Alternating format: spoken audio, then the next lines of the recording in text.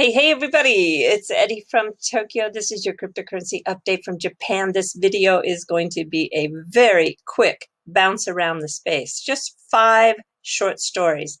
I'm going to, on this first one, revisit the OCC clarification because people are confusing XRP as a stablecoin.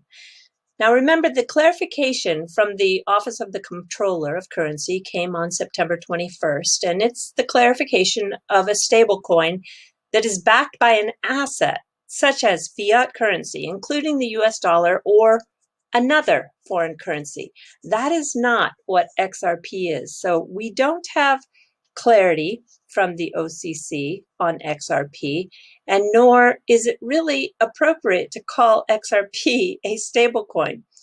On June 3rd, David Schwartz, the CTO of Ripple, tweeted out that, yes, we are interested in stablecoins issued on the XRP ledger, both with counterparties, many of which currently exist, and XRP collateralized, which would require extensive new XRPL code, but we have no plans to launch one ourselves.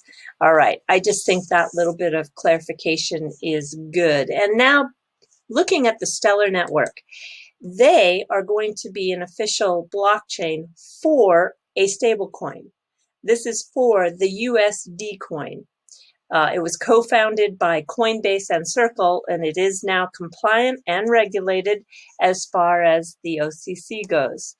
All right, moving now just to show you, this is Danelle Dixon, where she makes that announcement on the October 29th Q3 review that they had online.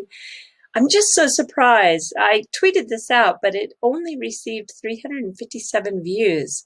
I just found that to be so low. Here we go.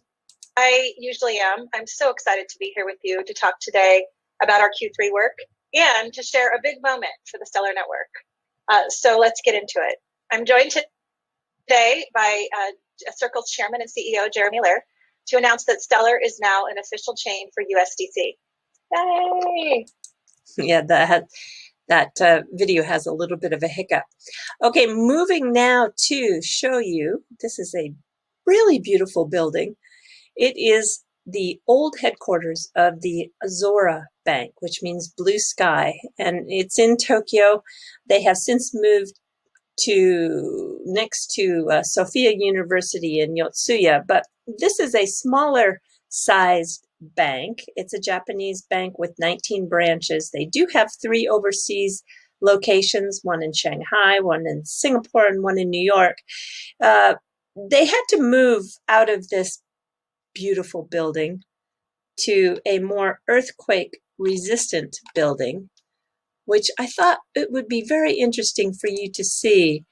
There are lots of ways they make these very tall buildings in the city a little bit more resilient when it comes to quakes. This is one of those inventions. You can see it was designed by Nippon Steel, and it really allows the building to move when it does have a shaking ground, and it absorbs a lot of that shock. But those larger, tall buildings, they do move a lot, but they are designed to move when there is an earthquake. So anyway, this is an interesting technology.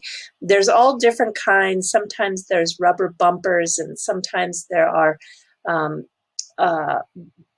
big metal steel balls that have a balancing beam on top that shifts back and forth. It just depends on the architect of the building, but the buildings here are built to withstand quite a big shake.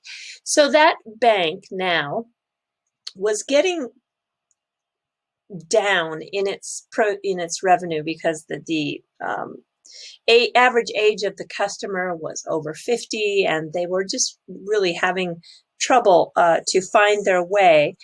But they found a good partner with GMO, and GMO is also a good partner to SBI. The two of them together were one of the first to jointly go into Rockdale, Texas to do the mining for Bitcoin for sure. And I don't know if they might be mining some other assets there. I'm not really sure. But GMO has a very successful cryptocurrency exchange. And you know what's interesting is the Azora Bank acquired 15% stake in a Vietnamese lending bank, OCB.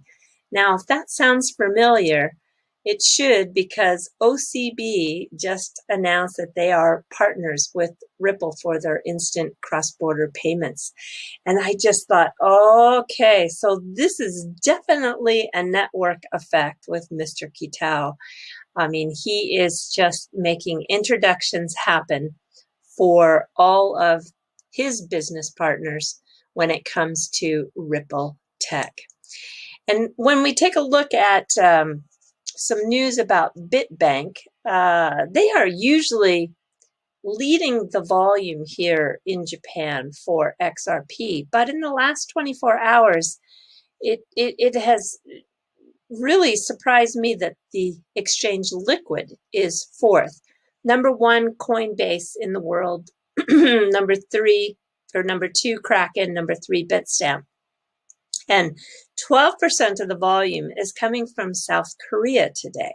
That is a big amount. It leads me to believe that there's going to be some news coming from this country. Typically, you can see that indication happen. So we'll see if I'm right. Let's just see if there's some big announcement coming out of South Korea in the next 24 hours with XRP. So Bitbank, which, like I was saying, is usually in that number one position here in Japan. It slipped down to 21st today in the last 24 hours. But they did announce that they are adding lending, and they have added that lending product with XRP, Litecoin, Ethereum, Monocoin, Lumens, and Bitcoin Cash. This offering is a lockup where you'll receive 3% annual return. And I think that it's interesting that they are, it's just so interesting that everybody is turning these digital assets into some sort of financial product.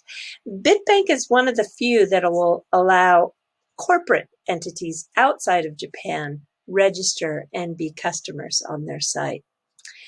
And now the last story is another little bit of a surprise, which is why I chose to talk about it. The Ethereum blockchain was chosen by the Reserve Bank of Australia for issuing their CBDC test.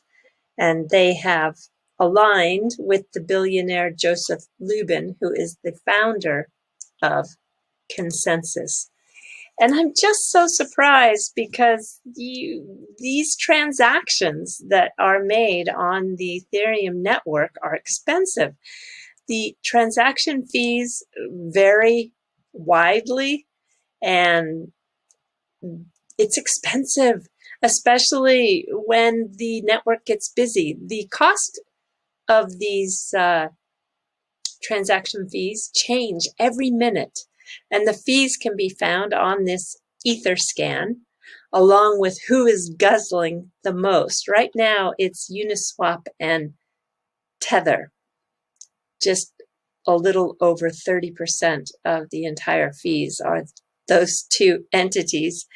You'll also find there is the USD coin not far behind with a big size of fees in the last 24 hours. Unbelievable. I don't understand how people just kind of throw this money away for these fees when there are other alternatives. And then I want to give a quick shout out to British Miss on Twitter. She is right now undergoing a 2-week mandatory quarantine in China. And I just think we need to keep her company. So if you want give her a shout out at British Girl XRP. And she did kind of film her room here, which looks like it's watching Chip and Jeff with their On the Chain channel. And then look at all her food that is in there. A lot of canned goods. Oh gosh. Well, anyway, I hope that British Miss, you can make it through these 2 weeks without too much trouble. Good luck to you. All right, everybody, we are jumping to some fluff. So this is the first day in 8 months that you've been able to go and watch the tuna auctions at the fish market here in Tokyo.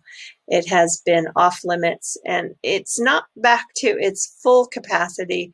Usually you can reserve a ticket in advance, and they used to give 120 people per day the ability to watch the auction, but it is now just 27 people a day. So that's still kind of a difficult thing to get through. And if you're coming to Japan and you're going to stay in Tokyo, there's a very interesting small chain called Henna Hotel, which means weird hotel. Every one of their locations is a little bit different. This is one, I think this is the Ginza location, that has robots that greet you. And another one of their locations have dinosaurs that will greet you. But the newest is a holographic technology, and the hotel itself is filled with the projection mapping technology. And it looks just, for me, this looks very interesting. They have over 700 different characters that can appear, and you really don't know which character is going to greet you. You choose what language they speak in. I think you have the choice of Chinese, English, Korean, or Japanese, and then they will be the person that checks you in. How interesting is that? And the rooms look nice, actually. And because they're doing a lot of campaigns, this particular location in Asakusa is just like 39 US dollars a night. Unbelievable. And the views are fabulous.